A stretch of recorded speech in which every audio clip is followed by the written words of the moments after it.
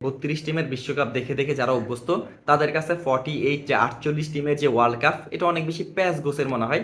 কিন্তু আমি আপনাদের সেই প্যাচ গোছ খুলে দেওয়ার জন্য এই ভিডিওটা, যেহেতু গ্রুপ স্টেজের ম্যাচগুলো শেষের দিকে আছে আর মাত্র একটা করে ম্যাচ বাকি আছে লাস্টে 2-3টা গ্রুপের। তো আসেন কিভাবে এরা কোয়ালিফাই করতেছে রাউন্ড অফ 32-র জন্য। আগে হয়তো রাউন্ড অফ 16 এবং সেখান থেকে এখন করা হয়েছে রাউন্ড অফ 32। অনেক বেশি টিম এখন কোয়ালিফাই করতেছে যে নকআউট স্টেজের জন্য। তো সেটা নিয়ে কথা বলি কিভাবে এই টিমগুলো যে নকআউট স্টেজে যাইতেছে, কারণ 48 টিম থেকে 32 টিম যাইতেছে এবং এর জন্য সহজ হিসেব না। কিন্তু আমি আমার এই ভিডিওতে আপনাদেরকে একদম সহজে একদম মানে প্রেজেন্ট করতেছি বা বলতেছি শোনেন। সেটা হচ্ছে যে আমরা যে 48 টিম পাইছি যে বিশ্বকাপ খেলতেছে, সেখান থেকে 12টা গ্রুপ করা হয়েছে, এক এক গ্রুপে 4 টিম করে। এই হয়ে গেছে আপনার 48 টিম। গেল এই সোজা হিসাব। ধরেন গ্রুপ এতে আছে 4 টিম, বিতে 4 টিম, এরকম করে 12টা গ্রুপে 12টা মানে যে গ্রুপে 48 টিম হয়ে গেছে আপনি ধরলেন। কিন্তু এই যে প্রথম এই গ্রুপে 4 টিম, এখান থেকে প্রথম 2 টিম যারা পয়েন্ট টেবিলে সবচেয়ে উপরে থাকতেছেন মানে প্রথম 1 এবং 2, এরা সরাসরি রাউন্ড অফ 32-র জন্য কোয়ালিফাই করে যাবেন। এবং এই গ্রুপের এই এই গ্রুপে যে 3 নাম্বার টিম থাকতেছে তারা যাবে হচ্ছে আরও একটা পয়েন্ট টেবিল করা হবে বিশ্বকাপের যে 12টা টিম, সেখান থেকে প্রতিটা গ্রুপের তৃতীয় নাম্বার যে টিম তাদেরকে নিয়ে একটা টেবিল করা হয় এবং মানে একটা পয়েন্ট টেবিল করা হবে। এখানে প্রথম যে 8 টিম থাকবে তারা কোয়ালিফাই করে যাবে রাউন্ড অফ 32-র জন্য। এই হয়ে গেছে আপনার 32 টিম। এবং যে বাকি যে 4 নাম্বার টিম থাকে প্রত্যেকটা গ্রুপে, 4 নাম্বারে যারা থাকবে তাদের বিশ্বকাপ সফর শেষ, তারা টাটা বাই বাই এবং পরের বছর বিশ্বকাপ খেলার জন্য তারা ট্রাই করবেন। কিন্তু এই যে প্রথম 1 and 2 কিভাবে সিলেক্ট হবে এবং থার্ড নাম্বার টিম কিভাবে সিলেক্ট হবে, গ্রুপ এতে 4টা টিম আছে, এখান থেকে যে ফার্স্ট যে হইতেছে ধরুন 9 পয়েন্ট পাইছে, কারণ হচ্ছে একটা টিম ম্যাচ পাবেই 3টা। কোনো একটা টিম 3টা ম্যাচে জিতে গেছেন, তার মানে সে 9 পয়েন্ট পাইছেন এবং সে জিতে গেছেন এবং পয়েন্টের 1 নাম্বারে আছেন। সে 9 পয়েন্ট নিয়ে রাউন্ড অফ 32-র জন্য সরাসরি 1 নাম্বার হয়ে কোয়ালিফাই করে গেছেন।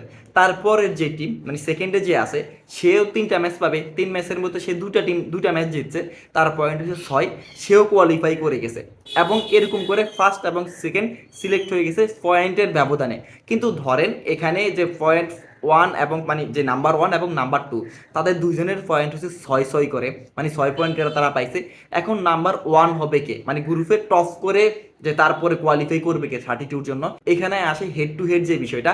হেড টু হেড মানে হচ্ছে যে ধরেন মেক্সিকো আর হচ্ছে কানাডার খেলা হয়েছে, এই 2 টিমের ভিতরে কারা জিতছে, মানে 2 টিমের পয়েন্ট 6 করে তুললাম। মানে গ্রুপ এতে উদাহরণ দিচ্ছি, গ্রুপ এতে কানাডা এবং মেক্সিকো 2 টিমই 6 করে পয়েন্ট পাইছে এবং কানাডা এবং মেক্সিকোর যখন ম্যাচ হয়েছে যে হেড টু হেডে কারা জিতছে, ধরেন এখানে কেউ জিতে নাই, ধরেন মেক্সিকো জিতে গেছে এবং মেক্সিকোর 6 পয়েন্ট, তাহলে মেক্সিকো কোয়ালিফাই করে ফেলবে।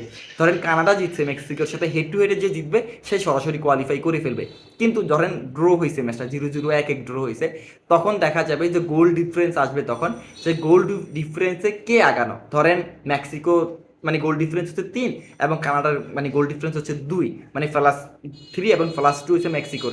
তো মেক্সিকো +3, এই জন্য মেক্সিকো চলে যাবে। কানাডার যেহেতু +2 মানে 2 হচ্ছে তাদের মানে গোল ডিফারেন্স, তাহলে কানাডা সেকেন্ড হবে। কিন্তু গোল ডিফারেন্সও সমান, যে হইতে পারে ভাই গোল ডিফারেন্সও সমান, যে কানাডারও গোল ডিফারেন্স 2, মেক্সিকোরও গোল ডিফারেন্স 2, মানে গোল খায়া দিয়া মানে এরকম এখন 2-2 আইসা পৌঁছাইছে। তাহলে কে যাবে, তাহলে আসবে হচ্ছে যে কে বেশি গোল দিছে, কে বেশি গোল কনসিড করছে।